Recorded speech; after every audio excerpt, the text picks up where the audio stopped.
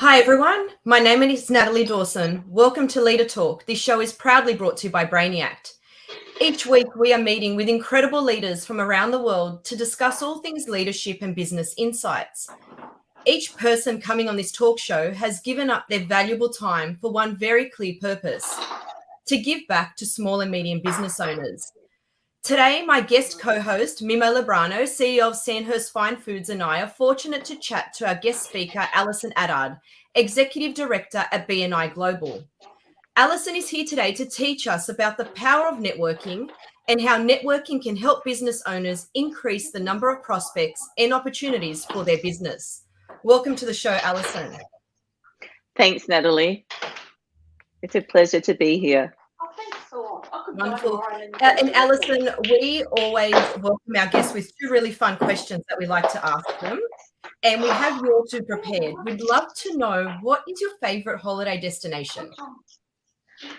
Oh, this was a tough one because I think of holidays in two different things. One is exploration and one is favorite place to go continually. And so because the question is favorite holiday destination, I would have to say the USA, because I love catching up with family and friends, and there's always something to explore. Fantastic. Mimo, do you have a favorite holiday destination out of curiosity? Several. I mean, I just came back from Kangaroo Island, which was amazing. Koalas and seals and things like that was really nice. That was good. So, Australia is a great holiday destination, but of course, always go back to Italy because that's where the best experiences are for me. And once again, family and friends, it's always good to catch up there. So I planned my May trip there. So that's actually quite good. So yeah, there you go. Yep. Oh, excellent. And what about your favorite food, Alison? Has to be seafood. Living in Australia, we have so many great seafood places and so much fresh opportunity to access that. Definitely seafood. Yeah, well done. I thought you were going to say Italian. I was going to say, well, we've had that one a few times. So, but Italian seafood is great, by the way. Well, Italian comes next, and I'm actually going to be in Italy in June. So maybe you and I can you can extend yours, I can bring mine forward, and we can catch up in May and June. Fantastic. There'll be a lot of seafood there, by the way. So that's all you eat in Italy. It's great. Brilliant. Love it. I'm looking forward to it. We do often have quite a bit of chats about food on Leader Talk, as Mimo would know. So, it's an occupational hazard, Natalie. Yeah. And look, Alison, Mimo and I have had a chat to you before, and you have a really impressive career history. We'd love for you to tell everyone a bit about yourself and also your career, if you could, please. Thank you. And I love the elevation that I just got, because I'm the Executive Director of BNI Sydney Southwest, but you just promoted me to Executive Director of BNI Global. So I've jumped into like a worldwide thing straight away. So thank you for that. No problem. So I am the Executive Director and Franchise Owner of BNI Sydney Southwest, and I purchased the franchise in 2017. But I have a long history that leads up to that. Grew up in Western Sydney, youngest of four girls. I was, the best one, so they say. Had three mothers, and because of my sisters, but loved growing up with them and experiencing things. And then when I was 16, I had a taste for adventure, and I traveled overseas. I was an exchange student at 16, and it was quite interesting. Back then, we didn't even have fax machines in Australia. So to write a letter home, I had to get something that had the letter and the envelope combined, so it didn't weigh too much, and you had to fold it all up. And so I look back now and realize that I was adventurous. I didn't know it at the time. And then studied part-time, did a Bachelor of Commerce with an accounting major and a law sub-major. I always knew I wanted to be an accountant, but never became an accountant. But it served me throughout my business career. I spent time in the banking and finance industry and was doing commercial lending, and my son was born in 96. And so I went into my husband's business. He had a kitchen manufacturing business that he started in 1989.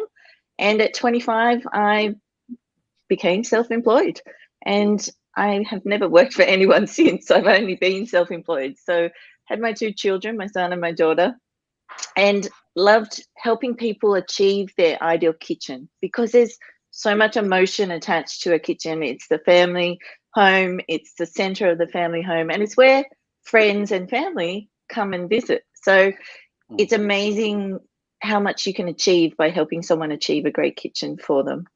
And joined BNI in 2013.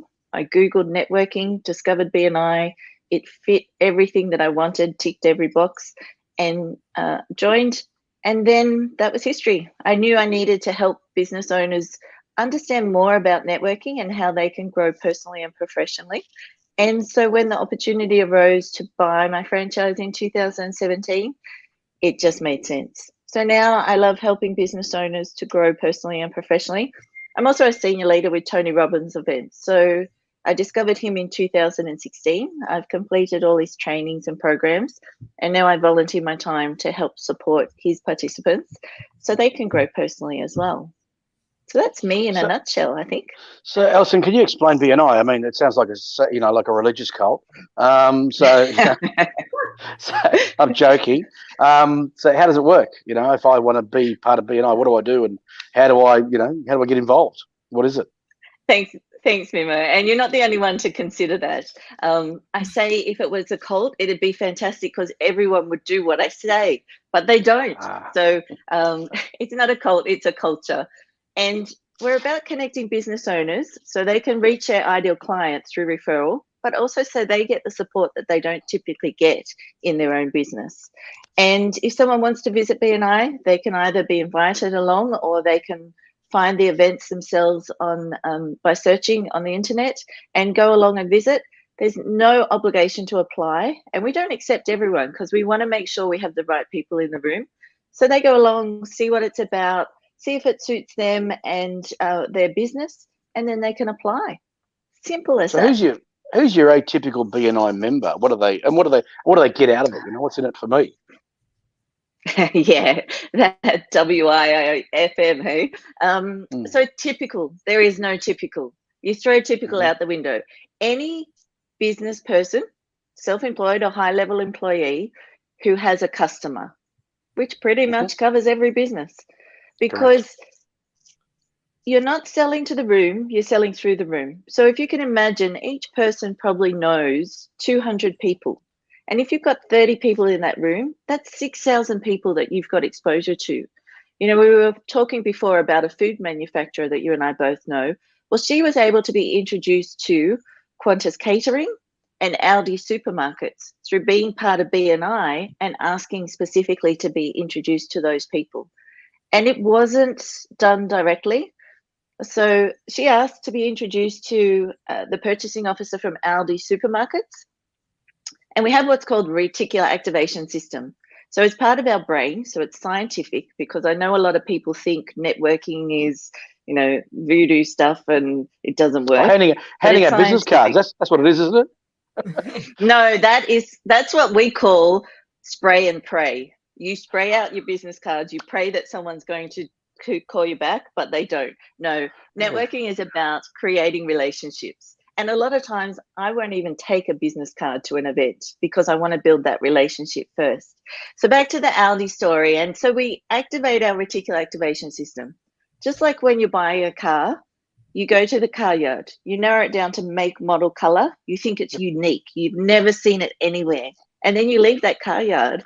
It's on every corner. Everyone's got it. But that's just because you've activated your reticular activation system, that now you see it. And that's what she did. She said she wanted to be introduced to Aldi. So the Aldi logo was burned into my brain. I didn't know any purchasing officers. I didn't know anyone from Aldi. 3 months later, I'm a member of Australian Institute of Company Directors. I was at one of their events and I'm talking to a gentleman. I said, "Oh, what do you do?" He said, "I'm a CFO. I said, "Who do you work for?" Who do you think he worked for? Aldi. Yep. And I said, "Oh, I have a business associate who'd like to be introduced to one of your purchasing officers. Do you know who she could talk to?" He said, "What does she do?" I explained it to him. He said, "I had that in my lunchbox every day. Give me her details and I'll connect with her." So that's what it is. It's creating the need and the want. So telling me who you want to be introduced to, and then people find it. So the definition of networking is the exchange of information and ideas among people. And if you think about when we network computers, we link them together to allow them to operate interactively. That's all networking is. People try to make it something it isn't, but it's just connecting people so they can exchange information, ideas, and ask for referrals. What are the benefits for people? What's in it for me? There's a range. So I get to support my clients because I've got other services that my clients will need that I can recommend. So that makes me look good in my clients' eyes. I have business owners who have spent longer in business, done different things, who want to share and help me grow. So if I have a problem that arises and I haven't encountered something before, I talk about it with these people, and usually they know someone who can solve it, or they know someone who's been through it, all those sorts of things. And it's a community. It's creating that community of everyone wants to support each other, and we all want to see each other grow. You'll see my core values in the background, and the first one is give as gain. And that is by helping you somewhere, somehow down the track, you're going to want to help me in return. And so we look at farming rather than hunting. We want to plant the seeds. We want to build the relationships rather than going in and giving out our business cards and selling and scaring everyone off. I don't know if you've ever been to one of those events where people are going to network and everyone's going to sell. So if you're going to sell, Natalie's going to sell, and I'm going to sell, then who's there to buy? No one's there to buy. This came up at a trade show the other day. They had a trade show, had a trade show for a while, and the feedback that came back was we were there to sell, but everyone was trying to sell us something. So it sort of defeated the purpose of the trade show, because you spent all that money to be at a stand. All of a sudden, someone says, "Oh, who are you buying your lids from? Where are you buying your labels from?" So going, you're not supposed to be here. So it actually, and that causes a lot of tension. That causes a lot of angst and anger.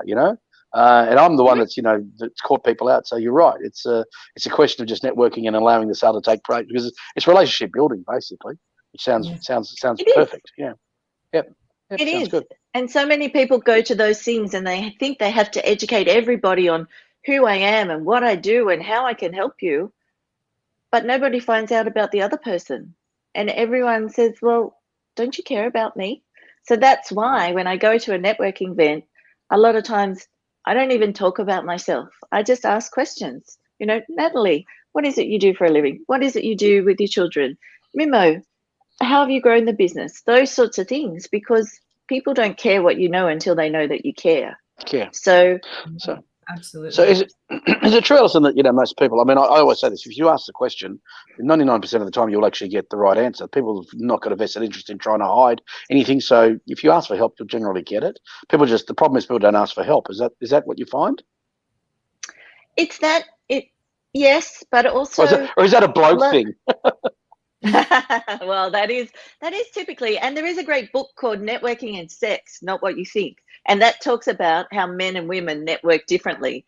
So it is a bloke thing, but it is also a female thing, especially if a female is in a male-dominated industry, because she doesn't want to talk to anyone and ask anyone and look weak. So it is there. The thing about BNI is people help you with a genuine interest rather than helping you to see what they can get in return.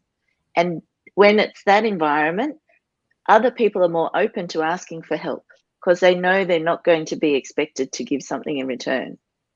And that's where, the benefit of helping each other. I mean, that's the thing about it. Consultant will come up. The word consultant, there you go. That's the one that's sort of come in. And of course, we all sort of joke around. I'll borrow your watch to tell you the time. But a lot of the stuff that a consultant can give you, I think you can achieve through something like a BNI. Or I belong to FBA, which is a very similar, Family Business Australia, a very similar system of self. We have a forum group, and it's basically people sort of with no. I call it people with no vested interest to try and get in your back pocket to give you great advice and to help you along the way. And that's what we do at FBA. So I think it's a good point. Definitely. Yep. And there's a lot of network groups around, and it's a matter of finding what is the right fit for you at that right time. So BNI suits some people, but it doesn't suit everyone, and it doesn't suit everyone forever. So sometimes, your business will change, you'll change, and you might outgrow BNI, or you might not have the time, or whatever it is, but you can always come back to it. But what I find with people is when they're in that proximity of people that they know and trust, sometimes them just speaking out loudly what their concern is, they solve the problem themselves. A lot of people, when you just give them space. Is there such a thing as being in too many network groups? Like, people that go to opening of an envelope. Is there such a thing? Definitely. There definitely is. And you dilute your effect with lots of things. So we all say we don't have enough time. We have 168 hours in the week, and we want to make sure that we're going to use that effectively. So we don't want to be wasting our time doing things that aren't effective. And that's one of the minute things that we teach is, if you're going to have a catch up to learn about someone, have structure to it. It still flows readily, and there's process to it, which means that you haven't just wasted an hour of your life that you're never going to get back. I always talk about people having a purpose or an objective to everything that they do in life. Even when you get in the car, your objective is to drive to work or to go here. And it's the same with when I have a meeting. Set an overarching objective so that you've got some direction, but allow space and capacity for it to free flow, because you don't know what arises. And it's amazing. They're the little gems that come up that you don't expect, that just by discussions, solve the problems of the world. Yeah, and look, this is really great discussion. Networking, I think, is really important. But for all those listeners that are listening at the moment and they're saying, I don't think networking is for me, either they're too shy or too busy. Alison, are there any tips or tricks you can give to those people to reconsider that? Because I'm sure shy people or people that are really busy do attend these events or do network. Oh, definitely. So I'm naturally an introvert, and I had to teach myself how to people and how to network and all those sorts of things. And so it's just like, I'm sure none of us remember the struggle we had when we first learnt to tie our shoelace, but now we do it without thinking. So it's always that, it's something that you can learn to do. If you choose that it is important to you, you'll find a way. And sometimes labeling things makes them seem too far out of our reach. So calling it networking, it's really just connecting with people. It's really just being in a room. You might only network with one person, but people see that there's going to be 200 people at that event, and they think, oh, I can't talk to 200 people. So take the first step. Network with one person. Go with a friend. Book it into your diary as a client. We all see clients every day, and people say, oh, I don't know if I can make the meetings every week. I said, book it in as a client, because it will become your best client, and then you won't have a problem making the meeting. And when they come along, the energy, the enthusiasm, it builds them up, and it actually enables them to do their other work more effectively as well. So it's just that first step. What do I need? Yeah, that's interesting. I think, because when you say book it in the diary, it's one of those things I always say. You meet up with someone and say, listen, we should get together for a coffee. You say, yeah, okay, no worries. And yeah, I'd love to. But if no one actually says that, no one actually puts the date in, then it's just small talk, really. But if you really want to do it, then you've actually got to say, have you got your diary? We could do it now. Or were you just making small talk, So, yeah. And that's what people don't realize damages their reputation, because if you say that to me 5 times and you never make it a priority, I know you don't really have an interest in me. That might not be your intention, but it reduces your credibility with me. So if someone says that to me, I'll pull out my diary straight away. And especially with technology nowadays, we've got it at our fingertips. So I'll pull it out and say, okay, I was going to ask you about technology. Friday or Sunday? That's right. I was going to ask about technology, because the technology has changed networking, hasn't it? It's made a massive impact on networking, and it's now because of what we do on LinkedIn and Facebook. You almost like you see someone that you know, but you probably know more about them than you ever would know, because you can basically, they come up on LinkedIn, and you might be connected on LinkedIn. I mean, we've all got thousands of people on LinkedIn that we know that we probably don't know. So how has that changed networking? It definitely has. And I mean, you look at the last 2 years, who would have thought we could do these things over the internet? So it has changed it, but there's still the fundamentals. So it's enabled it to expand, but it's important to make sure that, again, you put out there what you want to attract. So you attract what you act. So if you don't want to attract someone who is into certain things, don't put it out there. Be conscious of, this is me, this is who I am, and this is who I am both personally and in business. And if you have a particular clientele, then that's what they need to see from you. So if a personal trainer wants to work with someone, but this personal trainer is 50 kilos overweight, do you think you're going to work with that personal trainer? Do you think they have the credibility? So technology has made it easier for us to network and easier to access the information, but sometimes it can be detrimental to our credibility. So you say we could be linked to people who we don't know. On LinkedIn, I actually don't connect with people unless I've met them or I know a direct link and I've been able to kind of access it. Because for me, my time's important and my reputation is important. So sometimes people will look at who I'm connected with and they will connect with someone because of that. If I don't know that person in one realm or another, then my reputation's on the line. So I am cautious of who I connect with. For me, it's not about collecting business cards or collecting business connections on LinkedIn and having them sit there on your desk and do nothing with it. It's about connecting with people who I feel I've either met and I like their energy, I like their values, or that I would like to meet and I know a bit about them and would like to connect with them to expand that further. So one of the challenges of all businesses now is staff, right? Attracting staff, getting good staff on board. And I heard yesterday that, the challenges are much more complicated now because you've got to have a culture fit and you've got to be able to pay a few more dollars as well. So clearly something like BNI and networking in recruitment, we're rethinking recruitment altogether because it used to be the old, put the ad in the Sydney Morning Herald and hope for the best. And then it was throw it over on Seek. And then all of a sudden, someone said to me the other day, Seek is the domain of, bottom dwellers or people that shouldn't be there. So it's going to actually assist you quite a bit in that recruitment. So how do you see that working out?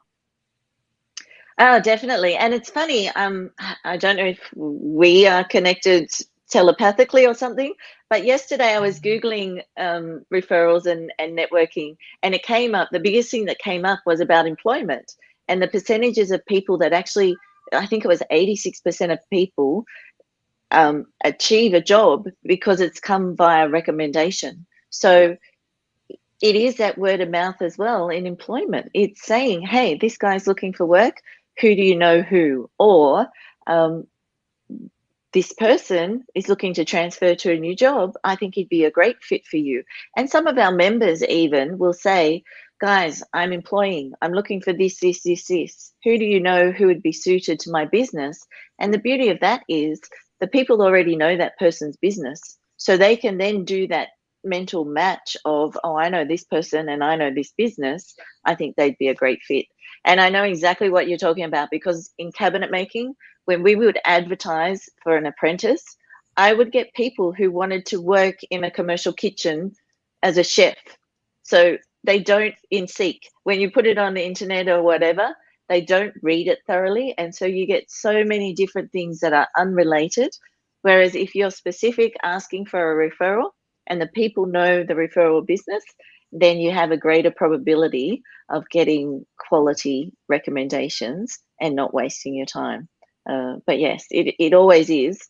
Anything you do, whether it's going on a holiday, whether it's buying a new car, whether it's gaining staff, people want to know that other people have tested it. But even, I know where I've used networking and where you've had a staff situation where you want to manage a staff member or want to find out what your options are and, you want to maybe train a staff member or bring them up to a certain level, then you use that networking, surely. That comes in really, really handy with the staff you've got, We talked about having honest and open conversation with staff. That was the last one with Michele Lombardi from the USA, and he talked about having more of those conversations. But you learn that, and people can help you to do that, I suppose, can't they? Oh, that's for certain. It's definite. So someone I deal with in BNI, they say the first time that they had to fire staff, they'd never done it before, and they were able to talk to another member who had experience doing that. And so they were able to walk them through the process so that it was done effectively for both parties. And they were able to do it with knowledge and expertise rather than, oh, what do I do, and fumbling through it. So yes, definitely. There's always someone's walked the walk before you, and they're a valuable resource to be able to tap into just by sharing it, but also sharing the load, because sometimes dealing with staff can be a heavy load for an employer to bear, and they don't want to take that home to their partner or their family or anything. So talking about, having to performance manage someone, or how do I do this, or how do I do that, is the biggest thing. Sharing that load is one of the benefits of the network as well. And it's a community. They say that proximity is power, and you become the sum of the 5 people that you spend most of the time with. So if you're in a community of business owners, then they're there to help you with different things. And it could be, I've taught solicitors to value money and do a statement of claim to get paid, because they know the technique, they know what they have to do to go through the court and the process to get paid, but they don't value themselves enough to request that payment. So it's not always the technical side of how do I do it, it's the why. Why am I worth collecting these bad debts? And that's the biggest thing about small business people. There's the technician and the entrepreneur, or what does Michael Gerber call it? The entrepreneur, or the small business person is suffering an entrepreneurial seizure. A technician serving in, so they're a plumber and they're doing a really good job as a plumber, but they sort of see themselves an entrepreneur, but in reality, they're not sort of doing all this other stuff that a business person needs to do, because you need to wear your 3 hats all the time as a business owner, particularly if you're running a small business. You've got to have your operations hat, your sales and marketing hat, your finance hat at the same time. And geez, that's I don't know how we ever did it when we started, but there are people doing it as we speak, and they're amazing, and so that's where the networking would absolutely help them enormously. I was going to say, is it only 3 hats? I think I've been doing it wrong all the time. I thought it was 10 hats I had to wear, daycare, organizer. Oh, well, that's the thing. Yeah. Well, once again, I think it's a bloke thing, trying to make it simpler, trying to make it one thing that we can focus on at a time. So three is enough, it's, but obviously, there's people that can multitask much better than me. That's for sure. So, yeah.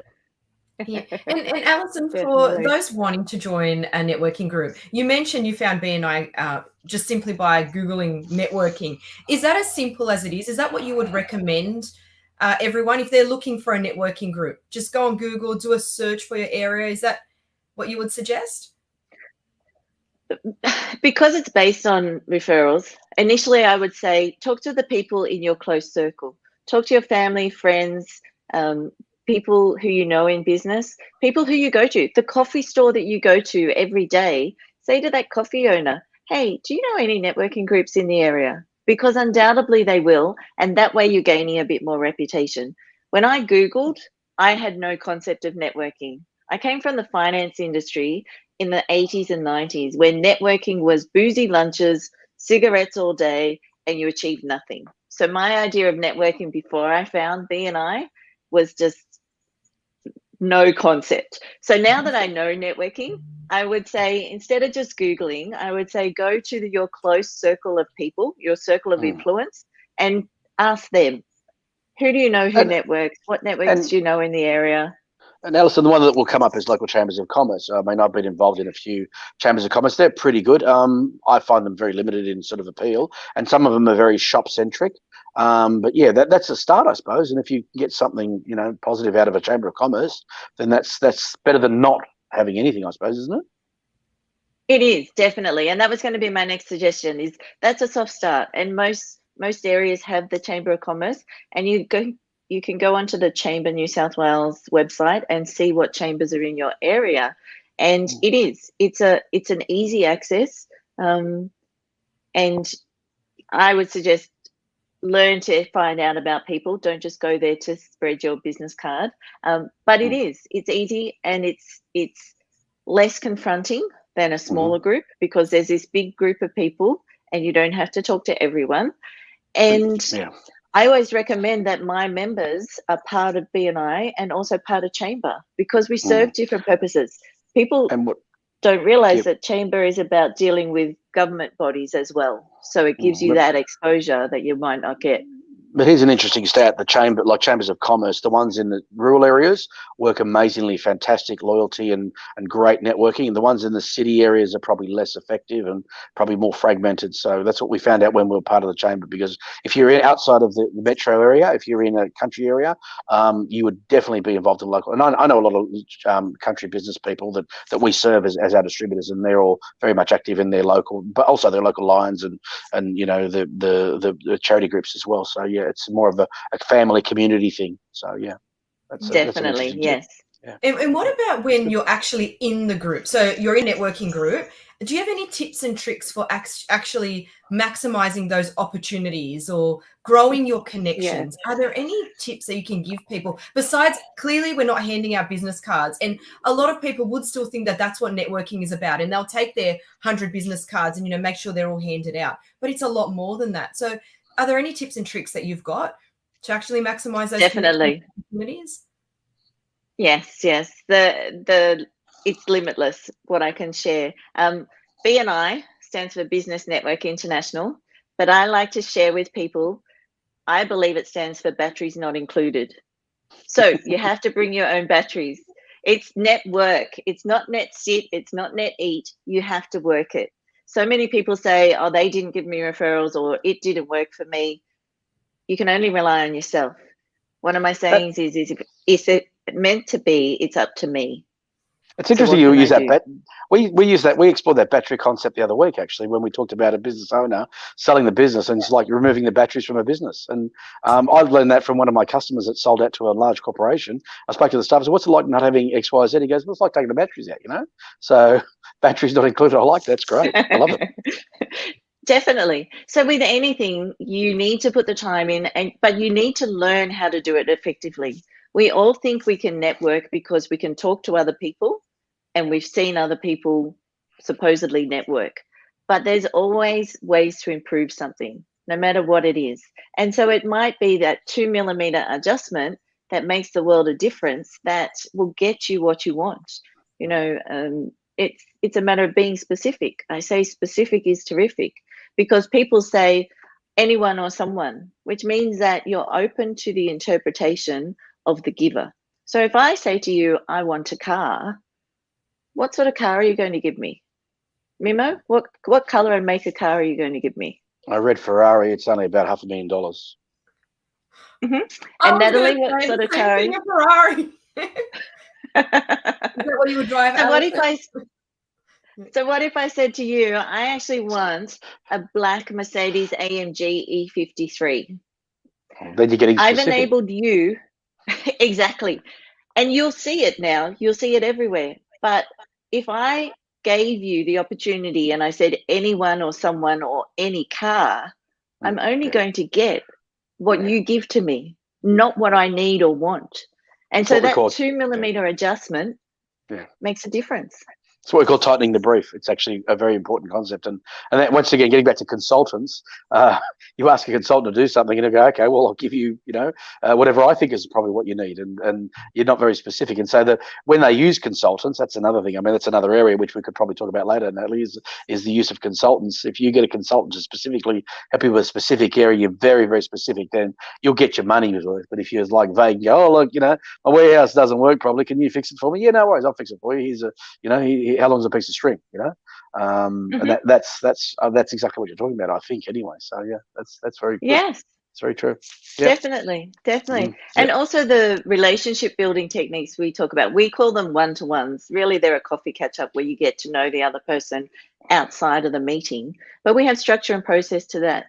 And a lot of times people will go into that without knowing the structure and process, and they'll just chat. They'll chat about family life, business, all this sort of thing, but with no objective.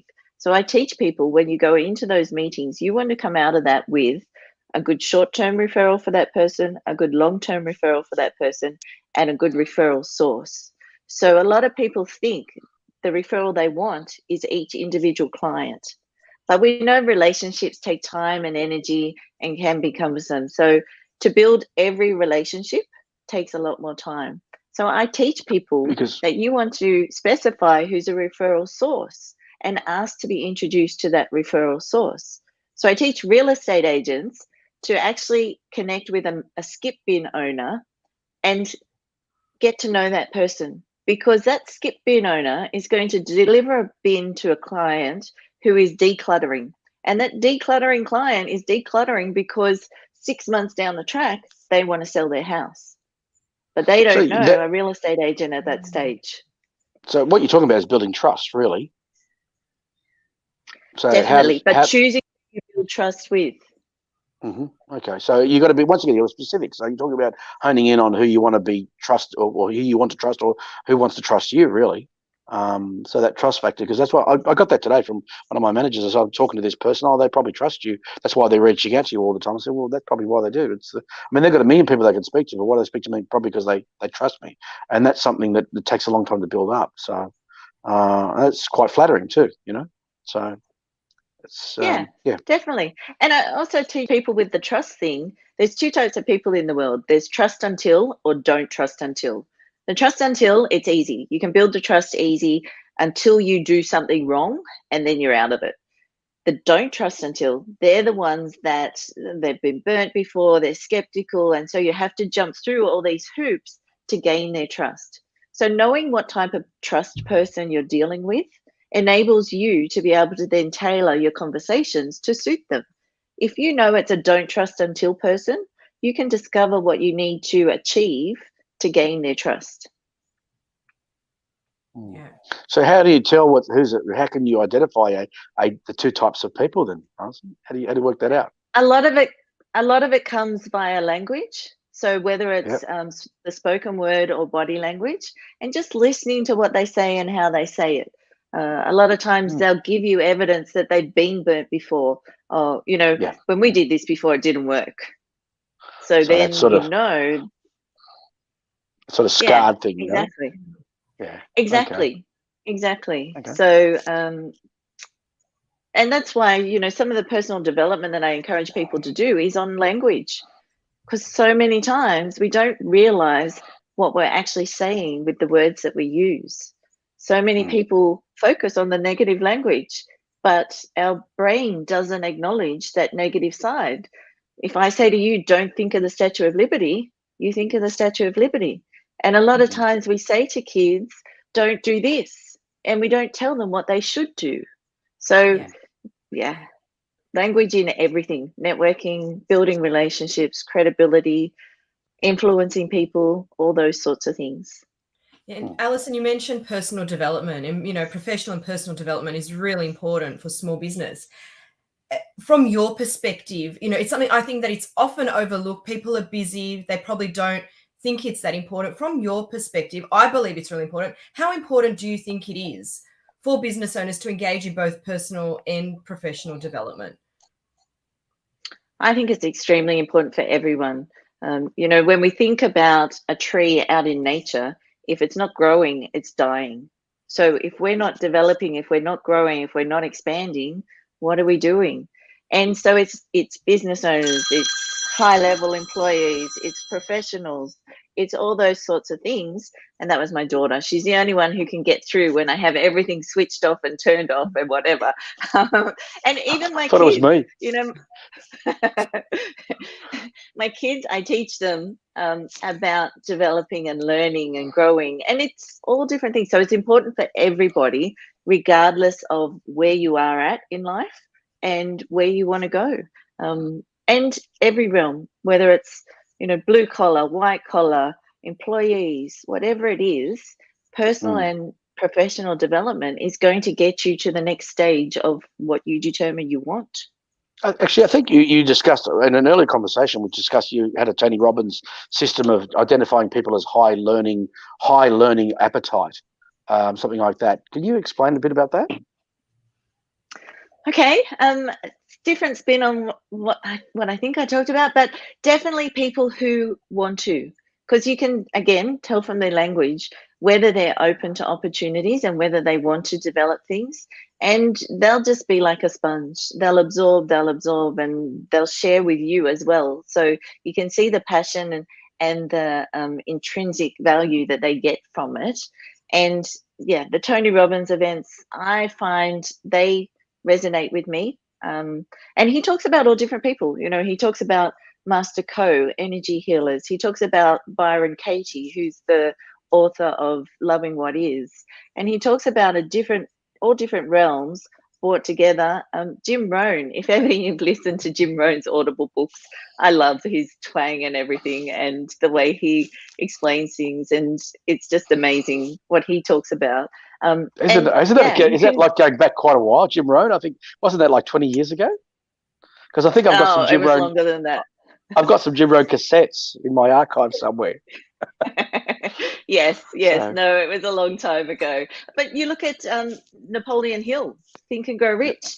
He says that men are bald because they wear hats and their hats are too tight, and that's what caused the baldness. Now we know that things have evolved since then, but so many of his other teachings have credibility and are still relevant today. So, but yes, you kind of get from someone in their language whether they're interested in developing more and learning more, and so whether they are a high level learner or whether they know everything and the shutters are closed. So one thing I teach, I had to teach myself to begin with, but I teach others, is anytime my brain goes to, oh, I know this or I've heard that, I go, isn't that interesting? Because then that opens up the opportunity for information to seep in. Whereas when we think, oh, I know that or I've heard it, we actually shut down and we don't absorb anything else that is said after that.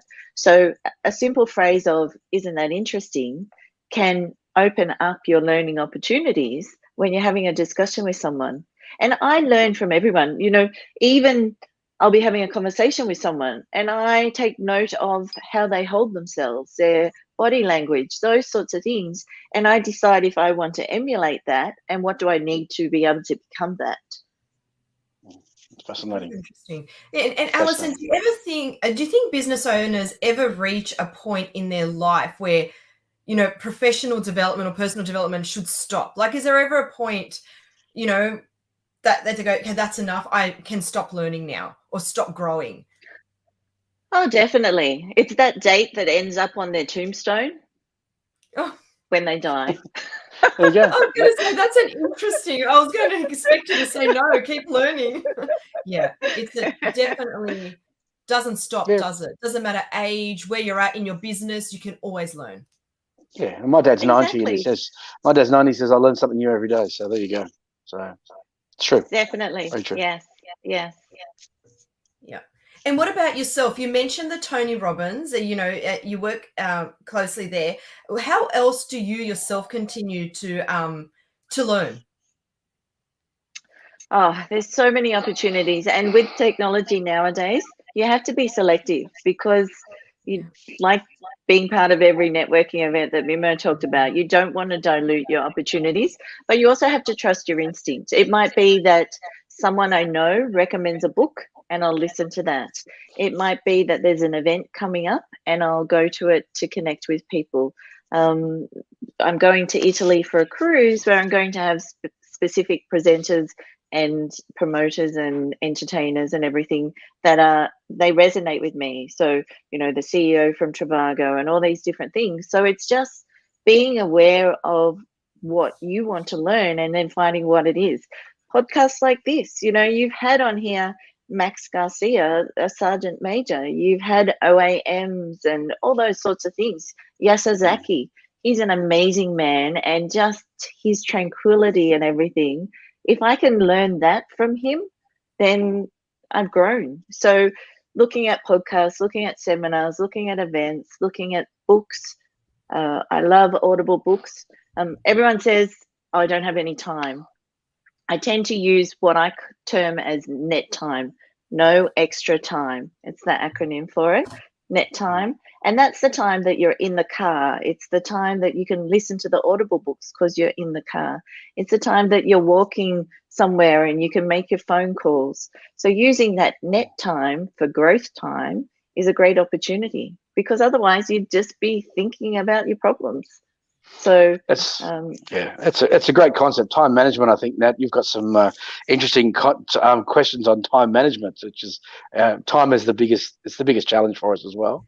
So, and I said that, you know, if there was a clear answer, please tell me now, because I don't think you ever get to a point. But Alison, you know, you've owned and operated this, you know, kitchen business, and you're a mum, you've studied. Tell us, how do you manage all this? Do you have any tips and tricks? I think, you know, as business owners listening out there, it's something everyone struggles with. And sometimes they're hard on themselves for that reason, wondering why they can't juggle everything. But it is hard. So how do you do it? Do you have any tips and tricks to share with us? So the biggest thing is knowing what you want. So I create lists because that keeps me on track. And then scheduling it. So when we were in the kitchen business, we knew when a kitchen had to be in, and we could reverse engineer that to look at, okay, well, this needs to be finished by this time. We know what our supplier lead time is. We know what construction time is, all those sorts of things. So knowing where you want to end up, and then looking at what are the steps along the way that can get you there. It's lists for me. And Mimo, this is a female thing. It goes back to the dark ages when we used to have to go out berry picking, and we'd go berry picking and we'd have to know where all the good berries were for the next day. But we had to take note of where we'd come so we didn't get lost on the way back. And we had to think about what was going to be for dinner and what were the kids doing. Were they going to be eaten by a dinosaur? And all these things were going on in our head. We were killing those dinosaurs, by the way. We were killing those. So we were out there trying to kill them. That was the only thing you had to do, was go and kill the dinosaur. So we had to go and then bring it. Doing everything else. We had to bring it back and then go and find another one. Right. So exactly. We had to stoke the fire. We had to make sure it was ready. All those things. So I'm sure you have a female in your household that she'll walk through the. Yeah, exactly. But she'll walk through the house and she'll be going to do something, and then on the way she'll go, oh, there's some dirty clothes. They need to go in the dirty clothes basket. Oh, there's this that needs doing. And she never gets to that first task that she was on her way to, because she's done everything else along the way. Amazing. So that's why I create lists. So I have a list for everything. And that way I can, when I start to go off track, I go, no, put it on the list for later, come back to what your list is for now. And that way I don't lose the time, because we also know that it takes time to get our brain back into what we were thinking. So if we were doing a task and we start thinking about something else, it takes extra time to get our brain back to the original thinking that we had.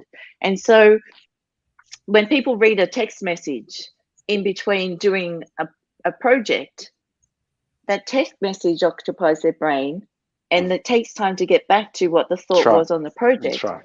So for me, they're all minute minutes that I'm losing, and that's why the list keeps me on track. And so I love lists. Another thing about lists, another one of our core values is recognition.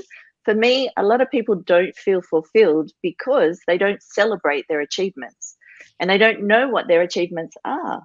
If I have a list and I cross it off or I tick it, that's my celebration. That's my recognition of, wow, I got that done. It's out of the way. I can celebrate now. I can like have mowing the my lawn. lunch. I can, yeah, like exactly. Mowing the lawn, exactly. You know. So because that we use that as an analogy of mowing lawns. So when you mow your own lawns, you've started and you finished. So there's your achievement. You look at it and go, wow, I did that. This is incredible, you know. And you celebrate that, you know. Yeah. And probably that's what motivates me to mow my lawns, you know. But yeah, I get it if someone doesn't really hates mowing lawns and doesn't want to do it, then just pay someone to do it. That's great. But yeah, I think that's a really good celebrating achievement. It's a really good thing. Yeah, and that's why as business owners, we get drawn to the more manual tasks. So all the hard stuff as business owners we don't do. But it's so much easier to lift a box or go into a delivery or go and make a sales call. But it's not as easy to go and talk about strategy and talking about the stuff and the future, because I'd rather be doing something. We always gravitate towards the tactile, which is what I found a very common trait amongst business people that are sort of struggling to be, you know, more than just a technician, as we call it. So yeah. Exactly. And I'm sure, Mimo, when you're thinking about going to mow the lawn, you're not that excited, and you probably would choose not to do it. But you know what the end product's going to be, and you're going to be so excited once it looks perfect, and it, you know, your neighbors are jealous and everything else. So you push through that initial, you know, not wanting to do it, and that's the beauty of the recognition. And that's what happens. You go through this mind process, and you put it off for another week, and you go, look, I can't put it off any longer, because the longer I leave it, the worse it's going to get. It's going to get harder as you get on. So you're going to have to tackle this. And so it's a great analogy. It's a great analogy to do the difficult. But once you finish it, you go, well, wow, you know. And then it comes up again, which is like everything in life. You know, you finish one thing, you've got to move on another. But it's a very male thing as well. I think it's just like, you know, go out, you know, mow the lawn and sit back and go, wow, look at that, you know, and have a beer and celebrate it, you know. So. Yeah. Now, Alison, when you spoke about the lists, it reminded me, I'm not sure, you know, if you go to Woolworths or your local supermarket, wherever you go, and if you don't have that list, have you ever walked in there and just went, you've got so much going on, the business, the kids, the this, the that, you walk in and you go, I have no idea what I need to buy. But with that list, and I cross it off each time, I know I can walk out of there going, I have got everything that I have written on that list over the course of the day. And you can, you know, tick it all off. It is, I'm all with you with the lists. Exactly. And the thing too is, when you create a list, when you put something down on the list, it takes it out of your brain. Because a lot of times we have this rinse, wash, repeat in our brain that if we haven't written it down, it keeps going there.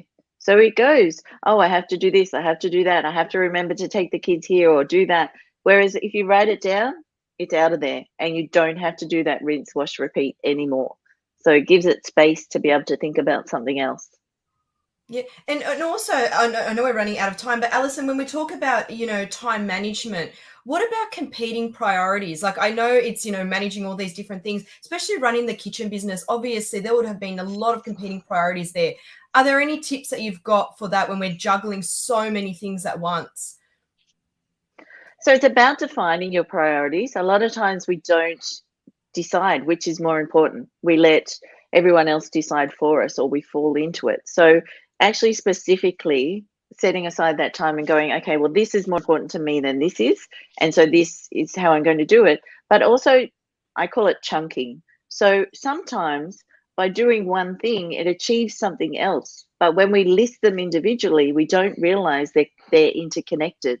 So it might be by driving the kids to soccer, I'm able to have that conversation with them in the car and have that quality time, whereas I thought I had to do that separately. So chunk everything together once you've listed it out to see which ones are related.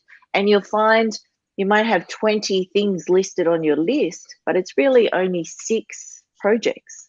So yeah, chunking, that's the biggest thing. Love it. Thank you so much, Alison. We're running out of time, so Mima, I'm going to hand it over to you to wrap up. Great. Okay, so thanks very much, Alison. And this has been a really interesting session.